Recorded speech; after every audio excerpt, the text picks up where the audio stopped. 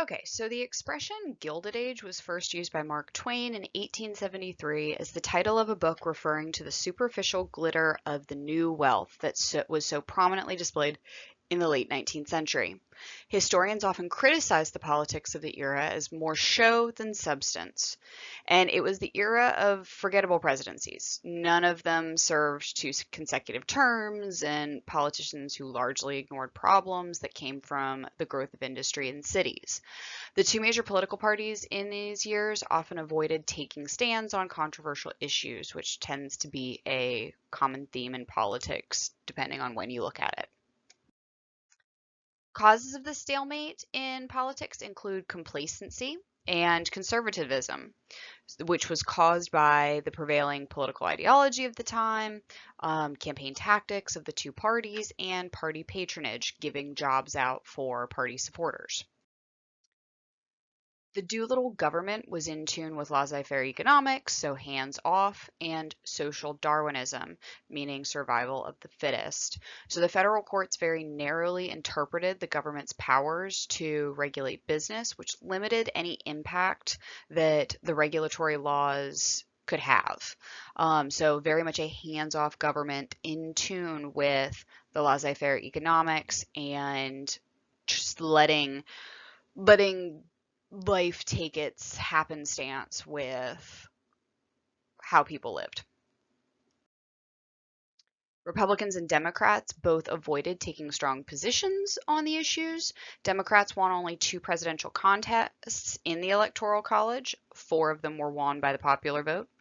And they controlled the House of Representatives after 8 of the 10 general elections. So they were able to get a lot of the popular vote, but not a lot of the Electoral College vote. There was divided government in Washington, obviously, if the Democrats had control of the House of Representatives, but not the presidency. And the objective on both sides was to get out the vote and not to alienate voters on the issues. So obviously they were trying to get people to vote, but they weren't really voting on stuff. As for campaign strategy, campaigns of the time were characterized by brass bands, flags, lots of pomp and circumstance, campaign buttons, picnics, free beer, crowd-pleasing oratory. So it was all a show, which goes along with the period of growth in leisure activities and shows that people are going to. Both parties had strong organizations. Republicans had strong organization on the state level, while Democrats had strong organization on the city level. There was high voter turnout where 80% of eligible voters came out to vote. And this is really a result of strong party identification and loyalty that was very often connected with regional, religious, and ethnic ties of voters. Think about those political machines that we've talked about. Those then got people to come out and vote. Because it's one of those, you scratch my back, I'll scratch yours. The Republicans had the most power in the North, and they kept the memories of the Civil War alive by waving the bloody shirt in every single campaign. So they kept saying, oh, these war wounds that were caused by the Southern Democrats, and Lincoln was murdered by a Democrat, and we can't have this happen again.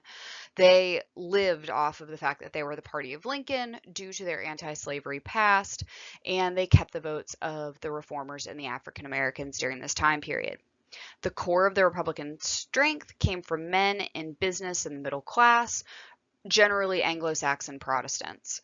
They basically followed the Hamiltonian and Whig traditions of being pro-business and high protective tariffs.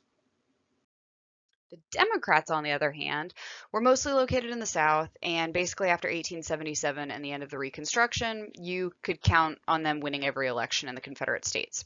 It was solidly Democratic until the mid-20th century. In the North, Democrats got their strength from big city political machines, as I said before, and from the immigrant vote. They were often Catholics, Lutherans, Jews who were against the elimination of alcohol that were conducted by Republican and Protestant groups. Not very shocking if you know those groups. They argued for states' rights and limiting the powers for the federal government, which followed the Jeffersonian tradition of politics. Politics basically was chiefly a game of winning elections, holding office, and then providing the government jobs to the party faithful. In New York, Republican Senator Roscoe Conkling had his supporters known as the Stalwarts. They got lucrative jobs in New York customs houses. Republican James G. Blaine in New York had his followers known as the half-breeds. And then Republicans who did not play this patronage game of getting jobs for supporting certain political candidates were called mugwumps. Their mug was on one side of the fence, meaning their face, and their wump was on the other side, meaning their butt. So Rutherford B. Hayes, when he was elected in 1876, he pledged to only serve one term. Remember, he is the one who ended Reconstruction by withdrawing the federal troops from the South. He attempted to reestablish an honest government after the Grant administration was super corrupt. The temperance reformers were a huge part in his politics, and he ended up cutting off liquor in the White House. But he also vetoed efforts to restrict Chinese immigration. He was not for restricting people specifically because of where they were coming from. James Garfield followed Hayes in the election of 1880. He was technically a half-breed Republican from Ohio, and his vice president, Chester A. Arthur from New York, was a stalwart. In his first few weeks in office, he was bombarded by Republicans looking for about 100,000 federal jobs. Ultimately, a crazy person who was really mad that he was not given one of those 100,000 jobs, shot James Garfield in 1881, and Garfield ultimately died after 11 weeks of struggling to recover. Chester A. Arthur, his vice president, then became president. He distanced himself from the stalwarts. He supported the reforming of civil service, largely because the guy who was ahead of him just got killed because of problems in the civil service. So he expanded the number of government employees that were hired based on their qualifications as opposed to their political connections. He approved the development of a modern American Navy, starting to bring us onto the world stage, and he began to question the high protective tariff. Congressional leaders during this time generally had long but pretty undistinguished careers. For example, John Sherman was in Congress for 33 years, and about the only thing that he did was attach his name to the Sherman Antitrust Act of 1890. Thomas Reed of Maine, he was a pretty autocratic Speaker of the House. Took years to break him of being an autocrat and to change the way the House ran.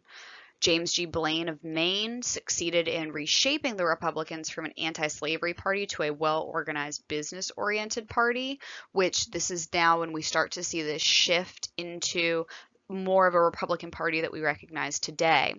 Unfortunately, Blaine was tarnished by his links with corruption.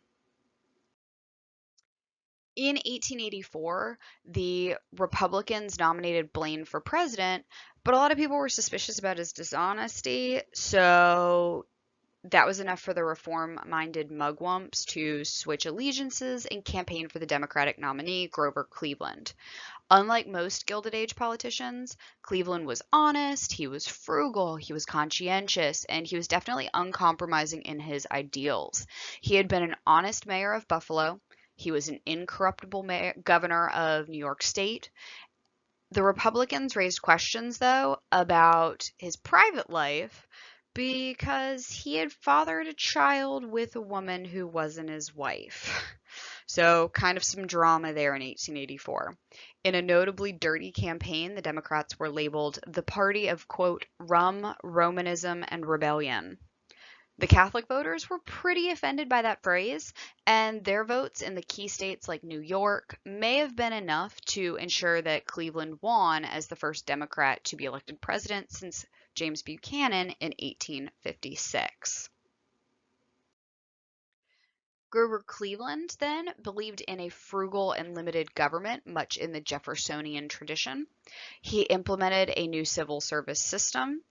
He vetoed hundreds of private pension bills for those that were falsely claiming to have served or been injured in the Civil War. He focused on further government reform when he signed into law the Interstate Commerce Act of 1887, which was the federal government's first effort to regulate business. And then the Dawes Act, which didn't end up being so hot, but reformers hoped that it would benefit American Indians. He also retrieved some 81 million acres of government land from cattle ranchers and the railroads, so he was a pretty reform-minded president. As for civil service reform, public outrage over the assassination of President Garfield in 1881 pushed Congress to remove certain government jobs from the control of party patronage. So the Pendleton Act of 1881 set up the Civil Service Commission, which created a system in which applicants would be selected based on their scores on a competitive exam. And it prohibited civil service applicants from making any political contributions and therefore getting political favor. Politicians adapted to this reform by depending less on the armies of party workers and more on the rich to help fund their campaigns, which that is a massive trend that we have seen continue through into the 21st century. The money question was the most hotly debated issue of the Gilded Age: how much to expand the money supply.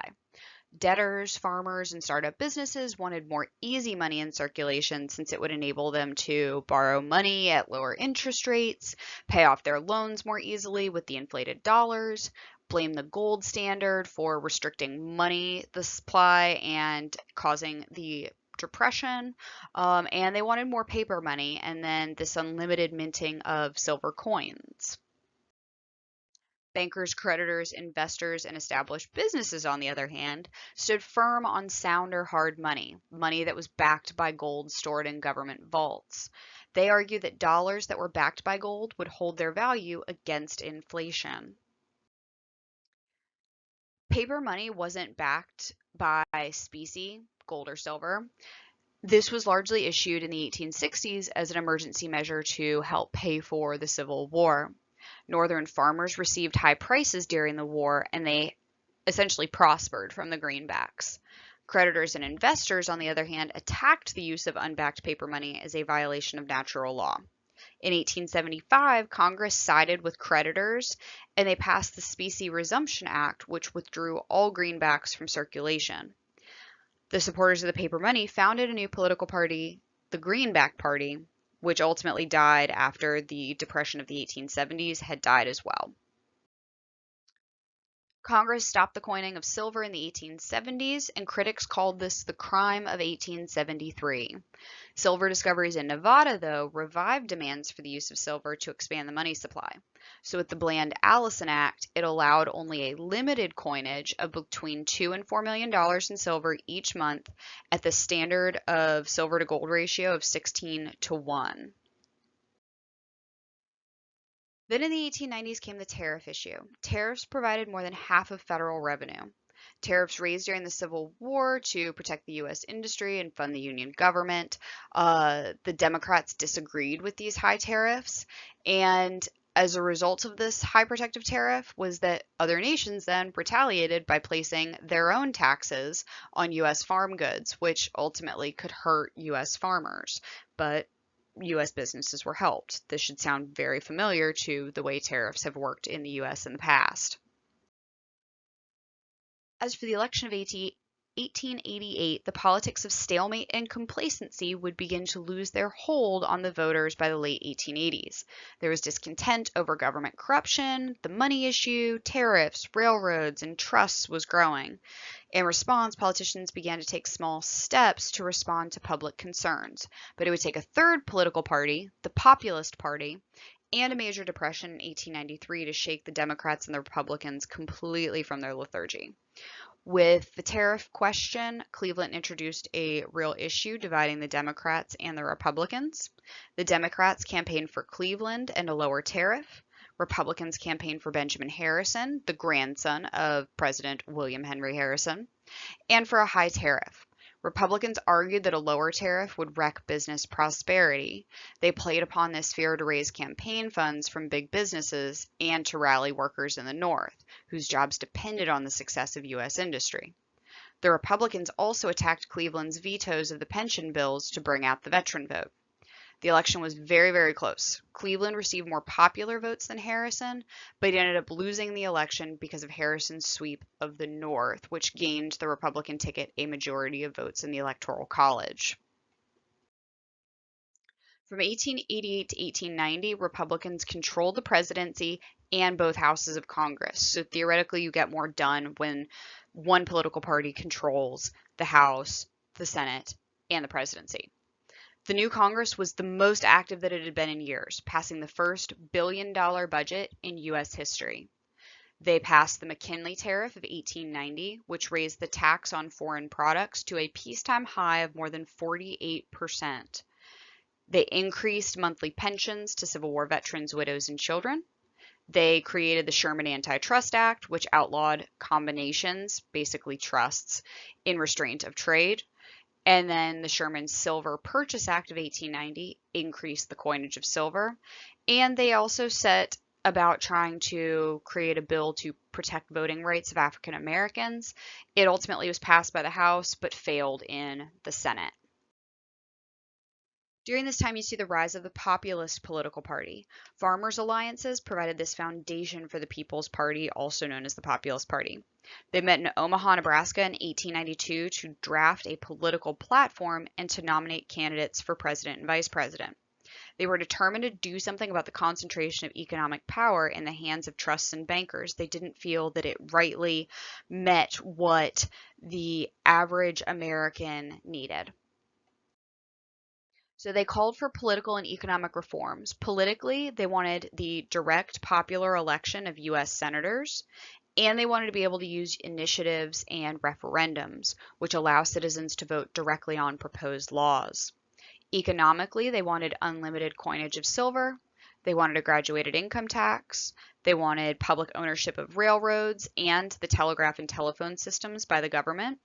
They wanted loads in federal warehouses for farmers to be able to stabilize the prices of crops, and an 8-hour day for industrial workers. These are all major things that we see today that came from populist ideas. In the election of 1892, James Weaver of Iowa, the populist candidate for the presidency, won more than 1 million votes and 22 electoral votes, making him one of the few third-party candidates in U.S. history to win votes in the Electoral College. Nevertheless, the populist ticket lost badly in the South, and it failed to attract the urban workers in the North. The fear of the populists uniting both poor blacks and poor whites drove the conservative Southern Democrats to use every technique in order to disenfranchise African Americans.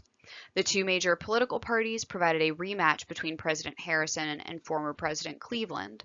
This time, Cleveland won a solid victory in both the popular and electoral vote. Part of the reason why was because of the unpopularity of the high-tax McKinley tariff, and Cleveland became the first and only former president thus far to return to the White House after having left it. In the spring and summer of 1893, the stock market crashed as a result of overspeculation. Dozens of railroads went into bankruptcy, and this panic and depression continued for almost 4 years. Farm foreclosures reached new highs during this time period. Unemployment reached 20% of the workforce, and many people ended up relying on soup kitchens and having to ride the rails as hobos.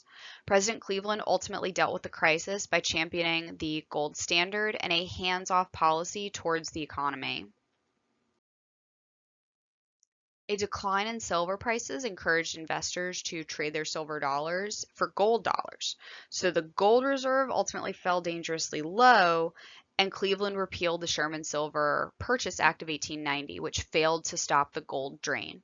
So Cleveland borrowed $65 million in gold from J.P. Morgan to support the dollar and the gold standard. This convinced most average Americans that the government in Washington was just a tool of the rich Eastern bankers. So Congress passed the Wilson-Gorman tariff in 1894. It provided a moderate reduction in the tariff rates, and it included a 2% income tax on the incomes of more than $2,000. Now, to us, $2,000 sounds like not a lot, but back then, the average American income was less than $1,000, so this would only affect those with much higher incomes. Within a year, the conservative Supreme Court declared an income tax unconstitutional. We see that that did not hold up, obviously, and the fact that we pay income taxes today, but at that point, Supreme Court said it was unconstitutional. So the jobless were upset. In 1894, thousands of unemployed marched to Washington. Coxey's army was led by Jacob A. Coxey, who was a populist from Ohio. They demanded that the federal government spend $500 million on public works programs in order to create jobs. The leaders of this movement were arrested for trespassing. William H. Harvey wrote Coin's Financial School in that same year, and he taught millions of discontented Americans that their troubles were caused by a conspiracy of rich bankers and that prosperity would return if the government coined silver in unlimited quantities. The turning point in American politics came in 1896 with the repeal of the Silver Purchase Act and Cleveland's handling of the Depression, discrediting the conservative leadership of the Democratic Party. The Populists continued to gain support during this period as well. In the election of 1896, the Democratic nominee was William Jennings Bryan from Nebraska. He gave the Cross of Gold speech at the National Convention, which basically he was a nobody before he gave the speech, and everybody was like, hey, you're the Democratic nominee. He favored the unlimited coinage of silver at a traditional ratio.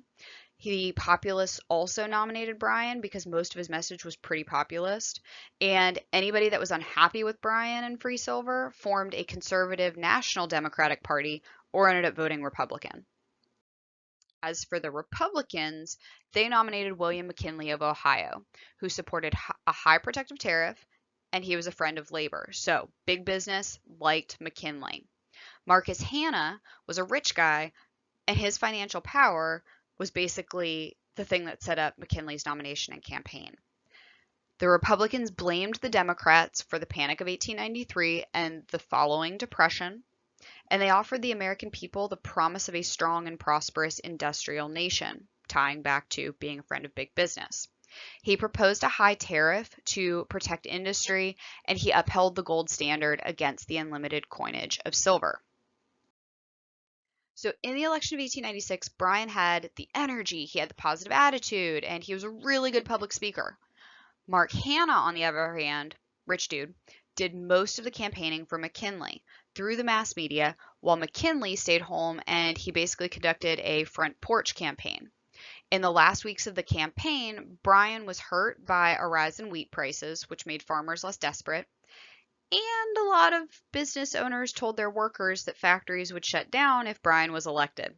I'd say it's a pretty effective way to get your workers to vote against that because they need the money to live. McKinley carried all of the Northeast and the Upper Midwest in a decisive victory over Bryan in both the popular vote and the electoral vote. So McKinley was lucky to take office just as the economy began to revive.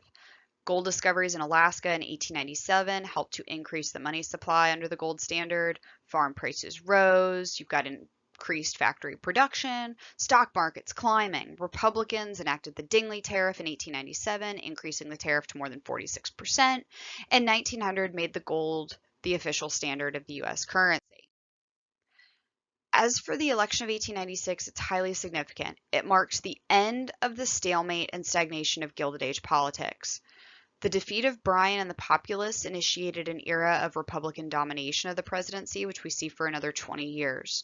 Republicans became the party of business and industry with a strong national government, which is very similar to the Republicans we start to see in the 20th century.